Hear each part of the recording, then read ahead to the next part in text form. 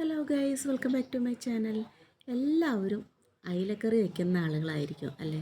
അപ്പോൾ നമ്മൾ എന്നും വെക്കുന്നതിൽ നിന്ന് തികച്ചും വ്യത്യസ്തമായിട്ടുള്ള ഒരു വേറിട്ട അയിലക്കറിയാണ് ഇന്ന് നമ്മൾ തയ്യാറാക്കാൻ പോകുന്നത്. അപ്പോൾ അതിനായിട്ട് തൊലി കളഞ്ഞെടുത്തിട്ടുള്ള ഒരു 10-15ഓളം ചുവന്നുള്ളി, ഒരു വലിയ കഷ്ണം ഇഞ്ചി, അതുപോലെ 2 പച്ചമുളക് കട്ട് ചെയ്തത്, ഒരു വലിയ തക്കാളി കട്ട് ചെയ്തത്, അതുപോലെ തന്നെ കുറച്ച് കുരുമുളക് ചതച്ചതാണ് ഞാൻ ഇതിലിട്ട് കൊടുത്തിട്ടുള്ളത്.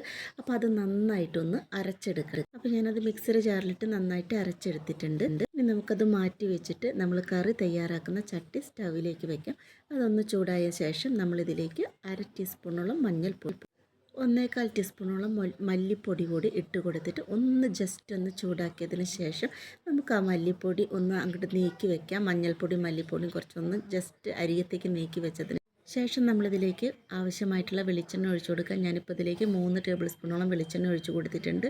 അത് ചൂടായി കഴിഞ്ഞപ്പോൾ അതിലേക്ക് നമ്മൾ നേരത്തെ തയ്യാറാക്കി വെച്ചിട്ടുള്ള അരപ്പ് ചേർത്ത് കൊടുത്തിട്ട് ജസ്റ്റ് അതിൻ്റെ പച്ചമണം മാറുന്നത് വരെ ഒന്ന് വഴറ്റിയതിന് ശേഷം നമ്മൾ സൈഡിലേക്ക് ഒതുക്കി വെച്ചിട്ടുള്ള ആ പൊടി ചൂടാക്കിയത് കൂടി ഇതിലേക്ക് മിക്സ് ചെയ്തിട്ട് നന്നായിട്ടൊന്ന് ഇളക്കി കൊടുക്കുക. അതിനുശേഷം നമ്മളിതിലേക്ക് ആവശ്യമായിട്ടുള്ള പുളി വെള്ളത്തിലിട്ടുണ്ടായിരുന്നു. ഒരു നാരങ്ങയോളം വലിപ്പത്തിലുള്ള പുളിയാണ് ഞാൻ വെള്ളത്തിലിട്ട് വെച്ചിട്ടുണ്ടായിരുന്നത്. അത് 1/2 ഗ്ലാസ് വെള്ളത്തിലിട്ട് വെച്ചിട്ടുണ്ടായിരുന്നു. അത് നന്നായിട്ട് പുളി പിഴിഞ്ഞ വെള്ളം ഇതിലേക്ക് ഒഴിച്ചു കൊടുത്തു. അതിനുശേഷം നമുക്ക് ആവശ്യമായിട്ടുള്ള ഉപ്പ് ചേർത്ത് കൊടുക്കണം. ഞാനിപ്പോൾ ഇതിലേക്ക് ഒരു 3/4 ടീസ്പൂണോളം ഉപ്പ് ചേർത്ത് കൊടുത്തിട്ടുണ്ട്. ഇനി ഇത് നന്നായിട്ടൊന്ന് തിളച്ച് വരട്ടെ. അപ്പോൾ നമ്മൾ അയിലയുടെ വലിപ്പത്തിനനുസരിച്ചുള്ള ചട്ടി വേണം നമ്മൾ ഇത് തയ്യാറാക്കാനായിട്ട് എടുക്കാനായിട്ട്. കാരണം നമ്മൾ അയില കട്ട് ചെയ്യാതെയാണ് ഇത് വറ്റിച്ചെടുക്കുന്നത്. അതുകൊണ്ട് തന്നെ അത് വേവാൻ പാകത്തിൽ, അത് ഇറക്കി വെക്കാൻ പാകത്തിലുള്ള ചട്ടി വേണം നമ്മൾ എടുക്കാനായിട്ട് കേട്ടോ. അപ്പോൾ നമ്മൾ അരപ്പ് നന്നായിട്ട് വെന്ത് കുറച്ച് കുറുകിയിട്ടുണ്ട്. അപ്പോൾ നമുക്കിതിലേക്ക് കഴുകി വൃത്തിയാക്കി വെച്ചിട്ടുള്ള അയില ഇതിലേക്ക് ഇട്ട് കൊടുക്കാം. എല്ലാത്തരം ഫിഷും നമുക്ക് ഇതേപോലെ കറി വയ്ക്കാവുന്നതാണ് കേട്ടോ. വളരെ ടേസ്റ്റി ആയിട്ടുള്ളൊരു കറിയാണ്. അയിലക്കറിക്ക് ഒരു സ്പെഷ്യൽ ടേസ്റ്റാണ്. അതുപോലെ നല്ല ചാള കിട്ടുകയാണെങ്കിലും ഇതുപോലെ നമുക്ക് കറി വയ്ക്കാം.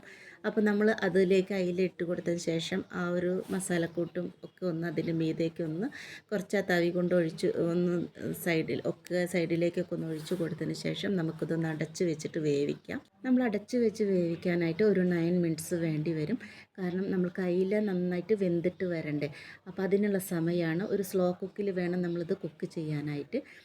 അപ്പോൾ നമ്മൾ ഇപ്പം നന്നായിട്ട് ഒരു 9-10 മിനിറ്റ്സ് ആയിട്ടുണ്ട്. അപ്പോൾ നമുക്ക് നമ്മളതിൻ്റെ അടപ്പെടുത്ത് മാറ്റിയിട്ടുണ്ട്.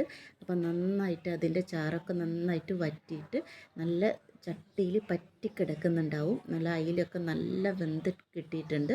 ഇടയ്ക്ക് നമ്മൾ മീൻ വേണമെങ്കിൽ ഒന്ന് മറിച്ചിട്ട് കൊടുക്കാവുന്നതാണ് കേട്ടോ.